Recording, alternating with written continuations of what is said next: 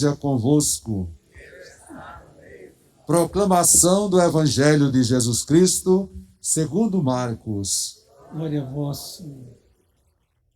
Naquele tempo, os fariseus e alguns mestres da lei vieram de Jerusalém e se reuniram em torno de Jesus. Eles viam que alguns dos seus discípulos comiam o pão com as mãos impuras, isto é, sem as terem lavado.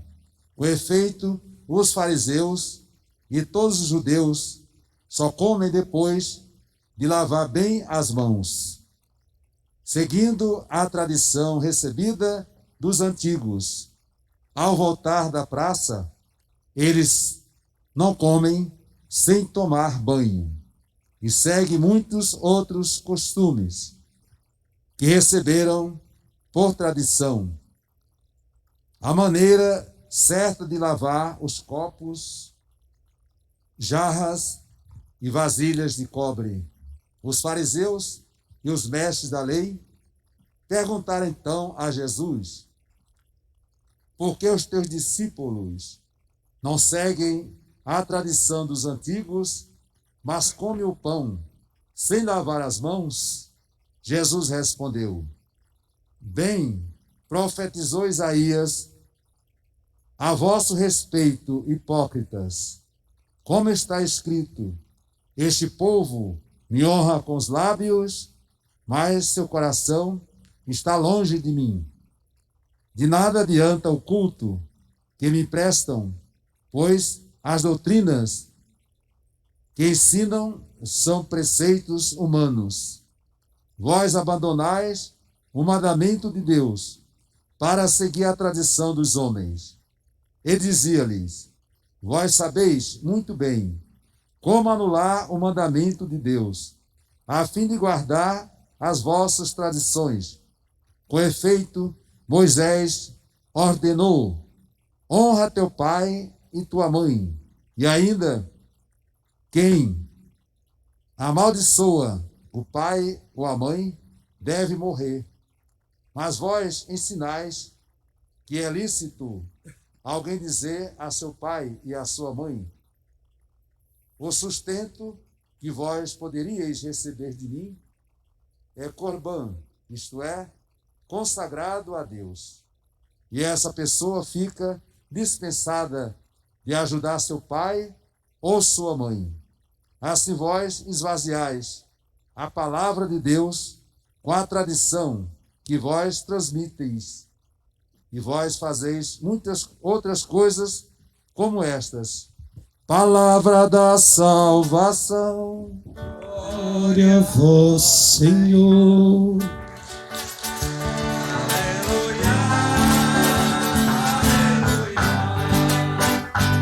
Aleluia, aleluia, aleluia, aleluia, aleluia, aleluia, aleluia. Com Maria, a mãe da igreja, queremos viver o amor. Vamos dizer, com Maria, a mãe da igreja, queremos viver o amor. Hoje nós estamos iniciando um novo ciclo da novena, de hoje até 9 terças-feiras, nós estaremos aqui na nossa matriz, sempre invocando Maria, a mãe de Jesus, invocando com amor, com devoção, com alegria, também esperança, porque ela é a padroeira dos enfermos, dos necessitados, dos carentes. Na próxima quinta-feira, por exemplo, ela, Maria, atende com o nome de Nossa Senhora da Saúde, ou Nossa Senhora de Lourdes, como é o grande título que se deu a ela no Dia Mundial dos Enfermos, que será na próxima quinta-feira, dia 11. E quando a gente vem aqui, então, invocar Nossa Senhora, a Mãe da Igreja, este título que é do Concílio Vaticano II, ele ocorreu justamente após o grande concílio, convocado primeiramente pelo Papa João XXIII, em 63, e terminado pelo Papa Paulo VI. Um grande concílio que abriu as portas, as janelas da igreja para o mundo. Quando o Papa Francisco agora nos convida a ser uma igreja de portas abertas, uma igreja em saída, que vá às periferias existenciais, psicológicas, ao mundo das pessoas para viver a harmonia, a gente está então buscando essa força da mãe da igreja. Ela é a mãe da igreja. Interessante que esta jaculatória entrou na ladainha de Nossa Senhora. Antigamente, até a década de 60, não havia essa jaculatória. Quem rezava o terço latino não a invocava como mãe da igreja. Esse título tão bonito, porque a nossa igreja, criada pelo Cristo Jesus, tem uma mãe, uma protetora, a Imaculada Conceição, que é mãe desta igreja. E a ela, então, a gente pede proteção, força para caminhar. A pandemia mexe com todo mundo, não tem como. Há pouco tivemos uma reunião do Conselho Paroquial.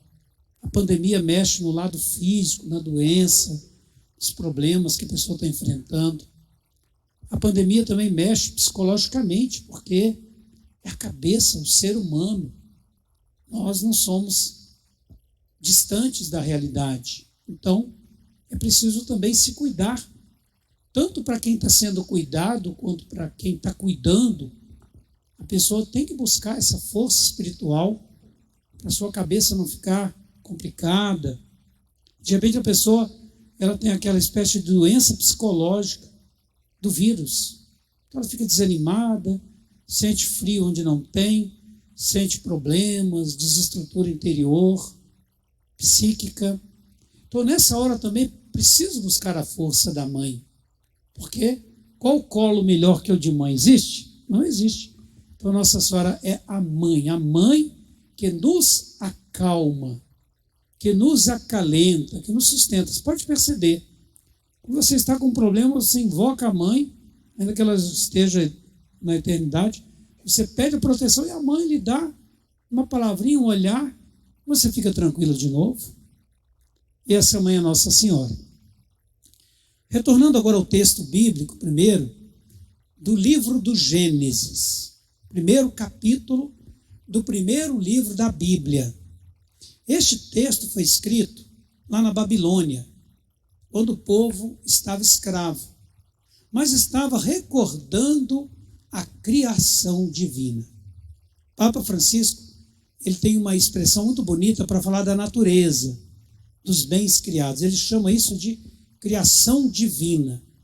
Pois bem, o primeiro capítulo do Gênesis, a palavra Gênesis, aí se originam muitas outras, genérico, genealogia, por exemplo, geral, né? Então, a palavra Gênesis significa origem. É um livro que fala das origens. Não é propriamente um livro histórico, assim, para falar quando surgiu, em que época e tal, mas é no sentido mais figurativo da origem da vida. Tudo nasceu da vontade de Deus. E conforme a gente ouviu, uma bela narrativa da criação. Deus criando a natureza, as águas, as terras, os animais. E de repente Deus criou o ser humano, homem e mulher. E os criou à sua imagem e semelhança, dando a eles todas as condições, as prerrogativas para que o ser humano fizesse da natureza, fizesse da vida uma coisa bonita, um jardim, fizesse da vida uma harmonia. Tanto que a palavra cosmos significa isso, né? Organização harmônica das coisas existentes. E o ser humano então ganhou inteligência, ganhou sabedoria, sensibilidade, mas também ganhou liberdade com responsabilidade. Quando Deus falou, vocês vão agora povoar o mundo, vão dominar o mundo, muita gente entendeu erradamente. Dominar no sentido de mandar, de destruir. E aí a gente vê hoje, infelizmente, quanta destruição da natureza, do planeta. mesmo poluição, desmatamento, quanta devastação. Porque o ser humano não segue aquilo que foi lá originariamente lhe pedido. Que ele pudesse fazer do mundo um mundo abençoado, um mundo harmônico, abençoado por Deus, criado para o bem de todos nós. É interessante a expressão no final do 7º dia, Deus descansou como um trabalhador. Um trabalhador merece descansar ou não merece? Né? Há pouco na reunião o pessoal colocava que algumas empresas estão querendo que o pessoal trabalhe 12 horas. Olha, não tem como. Eu, na minha família, conheço muita gente. Depois de 12 horas de turno, como é que você vai descansar? Enquanto você está na empresa, você tem plano de saúde, você tem todas as condições. E depois? Aí vem obesidade, vem problema, transtorno, desequilíbrio, né? Um tanto de problema que vem para a família toda daquele trabalhador. Mas então, voltando ao texto bíblico, o que Deus fala? Deus descansou. Interessante o descanso. O que é descansar?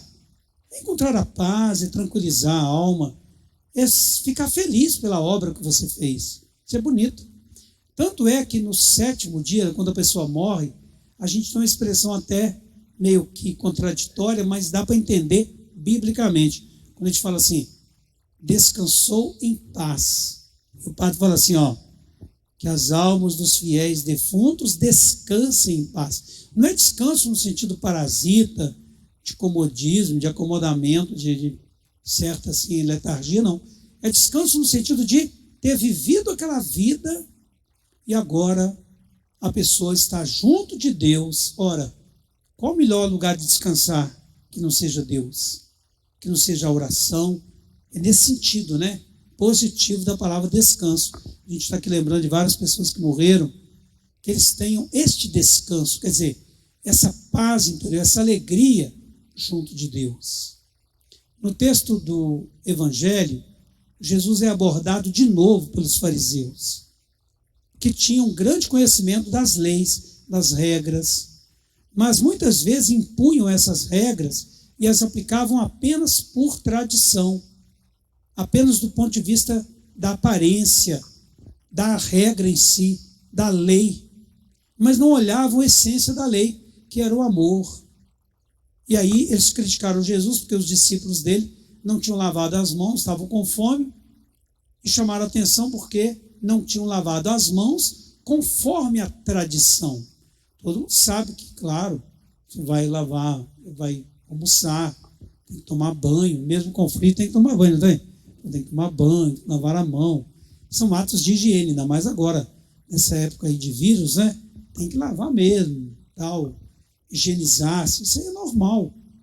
É o cuidado, né, natural de todos nós. O problema do Evangelho foi que os fariseus colocaram isso como uma regra de tanta envergadura que se esqueceram da essência da lei, que era o amor.